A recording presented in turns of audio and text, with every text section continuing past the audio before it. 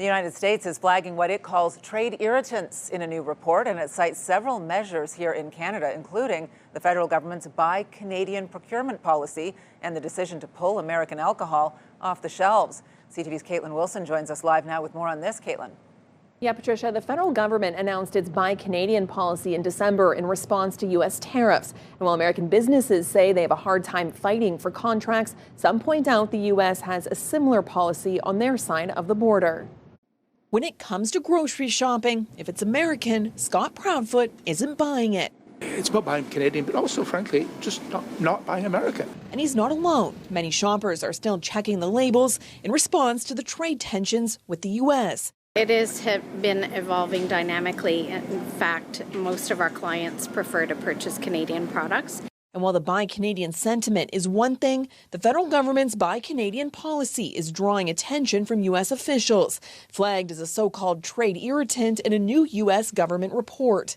As of December, the Buy Canadian procurement policy requires government contracts worth $25 million or more to prioritize Canadian workers and industries. I thought it was kind of a funny one to raise, given if you take a look at what exists over on the U.S. side, they do have their own, buy American goods when it comes to their federal procurement. The report also raises concerns about the decision by several provinces to pull American liquor off the shelves and tariffs on U.S. dairy products. South of the border, officials warn these issues could complicate further trade talks ahead of the review of the Canada-U.S Mexico trade agreement. There was a high-level meeting this week in Washington between senior officials from Canada and the United States to discuss these and other issues. So none of this is surprising to us. But for shoppers like Proudfoot, decisions aren't happening at the negotiating table. It's happening in the aisle. We need to inflict pain on the United States so that they can understand that this kind of behavior towards their allies is just not on.